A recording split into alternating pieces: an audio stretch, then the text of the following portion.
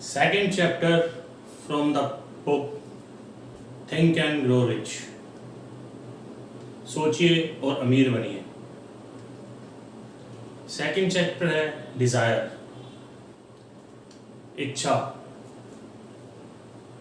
In this chapter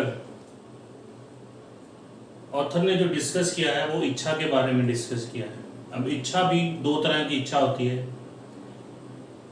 as per the author. एक इच्छा जो नॉर्मल इच्छा होती है कि मैं ये बन जाऊं, मैं वो कर लूं, मैं ऐसा कर लूं. और दूसरी इच्छा होती है द बर्निंग डिज़ायर कि अगर ये नहीं तो कुछ नहीं. तो जो हमने पिछले चैप्टर में डिस्कस किया, थॉट्स आर द थिंग्स, विचार ही वस्तु है, उसी की कॉन्टिन्यूशन में इच्छा है. कुछ पार्ट इसका इच्छा का उसमें भी हमने डिस्कस किया था. आप पिछला वीडियो देख सकते हैं. थॉट्स आर द थिंग्स, विचार ही वस्तु है. इच्छा, इसमें जो जिन प्रतिभाशाली बिजनेसमैन के बारे में बात करी गई है, उन बिजनेसमैन ने कोई ऐसी इच्छा नहीं रखी कि जिसके बारे में वो,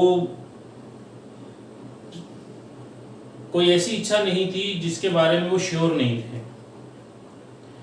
लाइक अगर हेनरी फोर्ड की बात करें तो हेनरी फोर्ड ने V8 इंजन बनाने के बारे में सोचा. V8 इंजन उस टाइम एक ही सिलेंडर में 8 के 8 चैम्बर बनाने वाला, एक ही चैम्बर में 8 के 8 सिलेंडर रखने का टास्क हेनरी फोर्ड ने अपने इंजीनियर्स को दिया, जो उस टाइम के लिए बहुत बड़ा टास्क था. किसी ने अचीव नहीं किया था. तो सारे के सारे इंजीनियर्स ने उन्हें मना कर दिया कि this can't be achieved. But Henry Ford ने उन्हें बोला, अगर मेरी नौकरी में रहना है तो you have to do it. तो अब इंजीनियर्स के पास कोई भी अदर वे नहीं था इसको अचीव ना करने के अलावा. अब वो लोग इस काम के ऊपर लगे रहे 6 महीने, साल बीत गया. उसके बाद जब हेनरी फोर्ड ने उनसे पूछा कि इसके ऊपर क्या हुआ है, तो अभी तक उसके ऊपर कुछ नहीं हुआ था. लेकिन हेनरी फोर्ड की जो इच्छा थी वो अटल थी. उन्हें पता था कि मेरी डिज़ायर जो है कि मैं इसको पूरा करके रहूँगा. उन्होंने और टाइम दिया. उन्होंने बोला उन्हें और टाइम दिया. उन्होंने उन्हें बोला कि आप लगे रहिए, 6 महीने बाद मिलेंगे. लेकिन जैसे ही उन्होंने दोबारा उन्हें टाइम दिया, तो जैसे एक कहावत है कि अगर आप किसी चीज़ को चाहते हैं तो वो पूरे की पूरा यूनिवर्स उसे आपकी तरफ लाने के लिए, अट्रैक्ट करने के लिए लग जाता है. तो कुछ अगले 6 महीने में एक ऐसा प्लान बन के तैयार हुआ जिससे कि हेनरी फोर्ड ने जो V8 इंजन की कल्पना की थी, वो V8 इंजन उनके सामने था. तो ये है इच्छा की शक्ति. ऐसा ही इसमें एक उदाहरण दिया गया है डर्बी का. अब उसमें जो चैप्टर में है उसमें है कि वो 3 फीट सोने से पहले रुक गए थे. इसकी कहानी क्या है कि डर्बी ने एक सोने की खान के बारे में सुना. उन्हें लगा कि इस टाइम गोल्ड माइनिंग जो बहुत ही बड़ा बिजनेस हो सकता है, जिसे हम कर सकते हैं. उन्होंने, डर्बी ने अपने अंकल के साथ मिलके कुछ मशीनें इकट्ठी करी. वो उन्होंने एक जगह देखी जहाँ पे गोल्ड माइनिंग की जा सकती है. अब डर्बी और उनके अंकल ने जो पैसे इकट्ठे किए थे उसके हिसाब से उन्होंने खोदना शुरू करा. उन्हें पहले थोड़ी सी सोने की झलक मिली. अब सोने की झलक मिलने के बाद थोड़ा सोना उन्होंने निकाला. अब उनके मन में विचार आया कि अब इसको बड़े लेवल पे करना चाहिए. अब उन्होंने अपने बाकी के जो फ्रेंड्स थे और रिश्तेदार थे उनसे बात करी जाके कि चलिए अब हमें आप उधार दे दीजिए, हम ये गोल्ड निकाल के आपका उधार आपको वापस कर देंगे. लोगों ने उनकी बात मानी, उन्हें पैसा दिया. अब वो उन्होंने और अच्छे इक्विपमेंट्स लिए और वहाँ पर पहुँचे. जब उन्होंने खुदाई शुरू की, खुदाई शुरू करने के बाद जब वो खुदाई करते करते नीचे पहुँचे तो उन्हें सोना नहीं मिला. अब उसके बाद वो इतने ज़्यादा निराश हो गए जब सोना नहीं मिला. तो उन्होंने अपने सारे औजार और अपनी सारे इक्विपमेंट्स, जितने भी मशीनें खरीदी थी, कबाड़ी को बेच दी.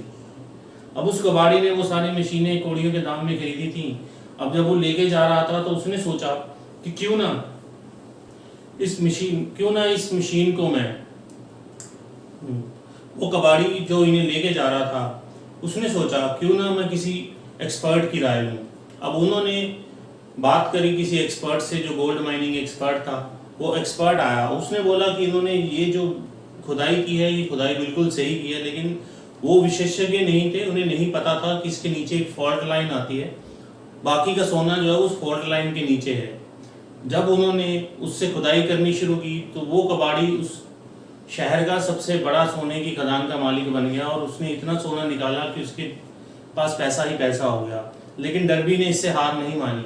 डर्बी ने इसी रूल को 3 फुट सोने से पहले रुकने वाले रूल को अपनी इच्छा शक्ति के बल से अपने इंश्योरेंस बिजनेस में लगाया। अब वो जब भी क्लाइंट से मिलते थे तो वो अपने माइंड में ये याद रखते थे कि मैं 3 फीट सोने से पहले रुक गया था। अब उस इच्छा को उन्होंने उस पैसे की पूर्ति जो उन्होंने इस पैसे की पूर्ति जो उन्होंने वहाँ पे लॉस किया था, उन्होंने इंश्योरेंस बेचकर उस साल और अगले कई सालों तक $30,000 का बिजनेस करके पूरी करी। तो ये है इच्छा का सिद्धांत। अगर आप कोई इच्छा करते हैं तो उसमें आप ऐसी इच्छा करेंगे कि जिसके लिए आपको अपना सब कुछ दांव पे लगाना पड़े, आपको उस पर अटल रहना पड़े, चाहे टाइम कितना भी लग जाए, चाहे कुछ भी बाधाएं आए। अगर ऐसी इच्छा है जिसे बर्निंग डिजायर बोलते हैं, तब तो आप अपने जीवन में कुछ पा पाएंगे। अदरवाइज आपको हमेशा कुछ दूसरा सोचने की ज़रूरत पड़ेगी। और जैसा कि आप जानते हैं कि दूध भी जब 100 डिग्री पर पहुंचता है तभी उबलता है, बार बार बंद करने से नहीं उबलता।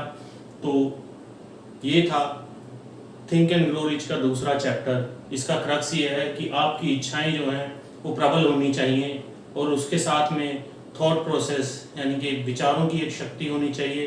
पहले आपके दिमाग में विचार आएगा और उस विचार को आपको देखना है कि ये विचार मोनेटाइज हो सकता है या मैं इससे पैसे कमा सकता हूँ या नहीं। अगर आप उससे पैसा कमा सकते हैं या उसके ऊपर चल सकते हैं तभी आप उस इच्छा को उसमें प्रबल जो है आगे के आने वाले सिद्धांत अगर उसके साथ लगाएंगे तो आप एक सफल व्यक्ति अपने जीवन में बन जाएंगे। मिलेंगे अगले सिद्धांत के साथ अपने अगले एपिसोड में, अपने अगले वीडियो में। Till then good bye. और मेरे पिछले वीडियोस भी देखते रहिए and stay tuned and subscribe the thinkers. Thank you. ये क्या था? क्या है? ये कौन सा स्टाइल होता है बाय बाय करने का? नाच के दिखा रहे हो? आंदो है कि नहीं आया? ये कहता प्रू प्रू पता नहीं ये होती। सोचो चालू हुआ कि नहीं हुआ। ਚੱਲੀ ਜਾਂਦਾ ਬੰਦ ਨਹੀਂ ਹੋਇਆ।